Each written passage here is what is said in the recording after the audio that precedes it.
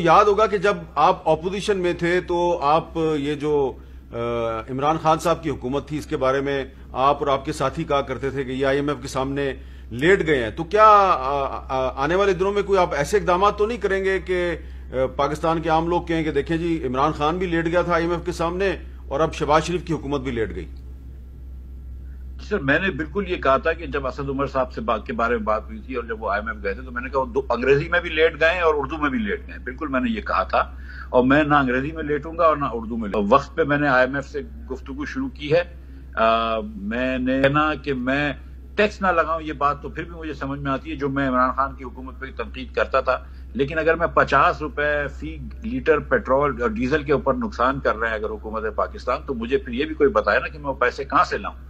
مجھے 60 ارب 90 ارب روپے 96 ارب روپے مہینے کے کہاں سے ملیں گے جو میں خرچ کر سکتا ہوں؟ اگر مجھے اس ملک کے اندر اسکولیں بھی چلوانی ہیں، صوبوں کو بھی پیسے دینے ہیں، ہسپتال بھی چلوانی ہے، نیشنل ڈیفنس کے لیے بھی پرووائڈ کرنا ہے، آپ کو سود بھی بھرنا ہے، یہ سب چیزوں کے ساتھ ہم امیر لوگوں کو سبسڈیز تو نہیں دے سکتے نا. مل والوں کو اپنی فریٹ کے اوپر سبسڈیز نہیں دے سکتے، لینڈ کروزر کے مالکان کو ہم پیٹرول آپ ان کو نہ دیں. آپ بالکل صحیح کہہ رہے ہیں، امیر لوگوں کو سبسڈی نہ دیں، لینڈ کروزر کے مالکان کو بالکل نہ دیں، لیکن جو عام آدمی ہے بیچارہ جو ویگن میں بس میں سفر کرتا ہے، جو موٹر سائیکل چلاتا ہے، اس کو تو آپ کو ریلیف دینی پڑے گی نا. بالکل حامد بھائی آپ کی بات درست ہے، اور میں آپ کو سچ بتاؤں کہ اگر یہ ریلیف دینے کی بات نہیں ہوتی تو شہباز شریف صاحب جس دن 2 دن حکومت ان کی آئی تھی تو اس کے دوسرے دن یا تیسرے دن یہ چیز سامنے آ گئی تھی پیٹرولیم کی، اور تمام افسران بھی آئے تھے. میں خود شہباز صاحب کو کہہ رہا تھا کہ اس پہ آپ ذرا سا نظر ثانی کریے. انہوں نے کہا نہیں، پہلے مجھے سمجھنے دو اور ایک طریقہ ایوالو کرنے دو کہ میں غریب لوگوں کو کس طرح پروٹیکٹ کروں گا، پھر اس کے بعد میں تم کو اجازت دوں گا.